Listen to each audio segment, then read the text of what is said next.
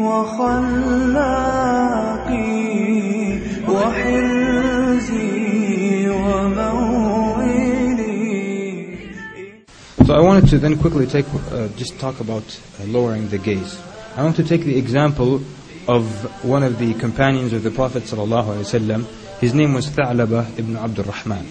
He was a young man about the age of 16, and he used to always run errands for the Prophet ﷺ. He would send him here and he would send him there to do something for him. So one day the Prophet ﷺ sent him to do something, and he was walking through the city of Medina, and he passed by a house with an open door. So he glanced inside and he saw a type of curtain that they used to cover the shower area. And the wind blew that curtain, and he saw a woman, a Muslim woman inside that was bathing. And it's as if he glanced for too long, or he looked for a bit too long until he saw something, and then he came to his senses. So he was overtaken by an extreme feeling of guilt and hypocrisy. And he said to himself, A'udhu Billah, the Prophet, how can I be of the companions of the Prophet ﷺ, and one who is close to him, who runs his errands, and be so horrible as to disrespect the people's privacy? So then he says, I disrespect the awrah of the Muslims. Wallahi, Allah is going to send ayat and reveal and mention me with the hypocrites. So he feared to return to the Prophet ﷺ, who would tell him that he is a hypocrite. So he ran away out of fear. He ran away. So the Prophet ﷺ waited for him for hours, and he waited from one prayer to the next, and then he started to ask about him as the days went by.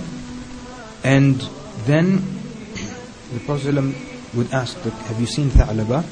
And then days passed, so he sent Umar ibn al-Khattab and Salman al-Farisi to go look for him in the streets of Medina. So they came back, they said, O Prophet of Allah, we searched for him in the roads, the markets and the meadows, and we couldn't find him.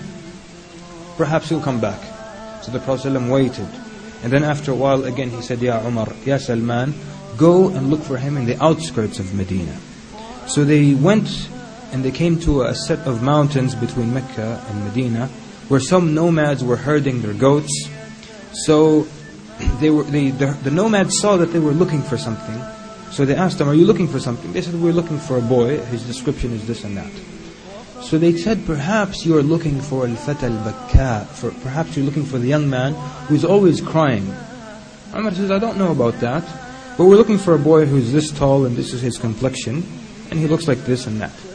So then, but what about this young boy you're talking about? And he says, on the other side of this mountain is a young man who for 40 days we hear nothing from him but crying and istighfar. So Umar asked, when does he come down? He said, they said he comes down when the sun sets. He comes to us, we give him a little bit of milk, so he drinks it while he's mixing his tears with it, meaning while he's drinking he's still crying, and then he goes up to the mountain again while he's crying. So then Umar says, how can we see him? He says, when the sun sets. So Umar hid, and Salman radiallahu anhu, they hid, and when the sun set, Tha'laba ibn Abdul Rahman radiallahu anhu came down, looking sad and dejected, his head lowered, the tears running down his face, and he has lost a lot of weight. So he came to the A'rab and they gave him some milk. So he takes it to bring it to his mouth, and he begins to cry so much that he couldn't drink. And then finally he drinks what he could, and he turns to go back to the mountain. So then Umar and Salman radiallahu anhuma came to him.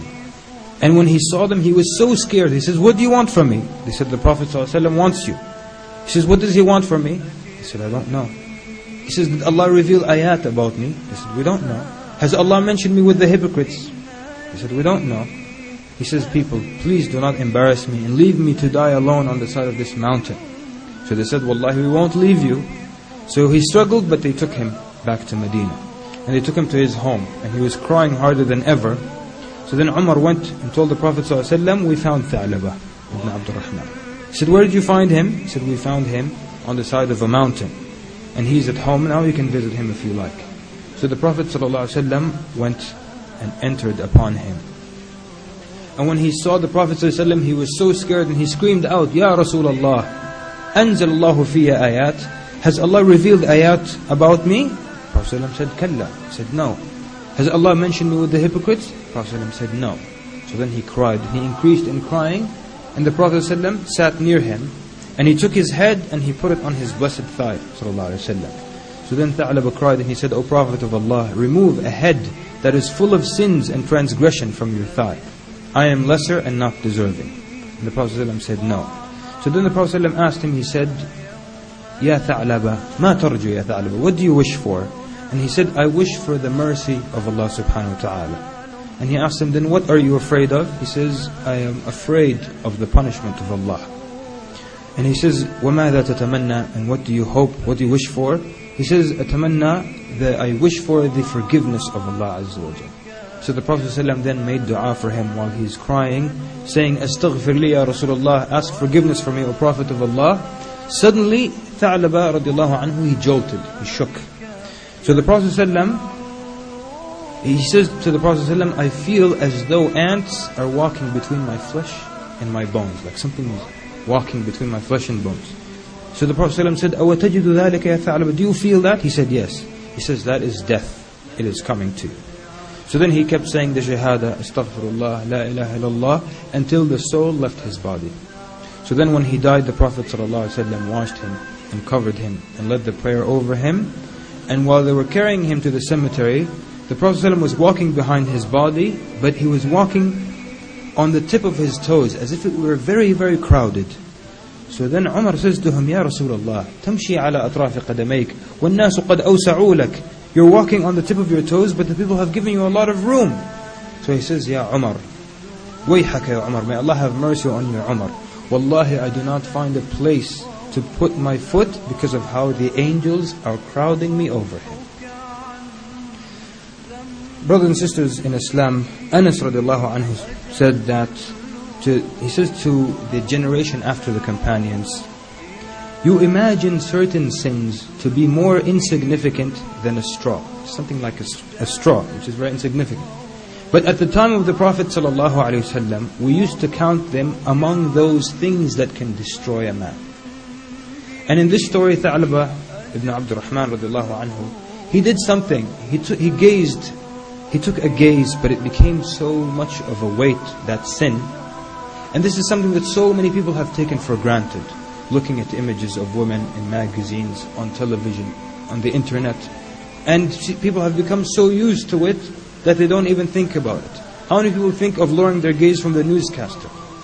They look at the news, they watch the news. You're watching the news. But there's a woman who has a lot of makeup and you're looking at her the whole time. People don't even remember to lower their gaze. Ibn Mas'ud said, a believer treats a sin as if it were a mountain over his head that may fall on him any moment, where a regular sinner looks at them like a fly that sat on his nose and he waved it away with his hand. The believer, the sin is like a mountain that's going to fall on you any minute. But for the person who sins normally, sits on your nose, you go like this and it's gone. And that's why then, lowering the gaze, things like that, people have become so used to looking at things that are haram. That's why the Prophet ﷺ said, beware of minor sins, for they add on until they destroy a man.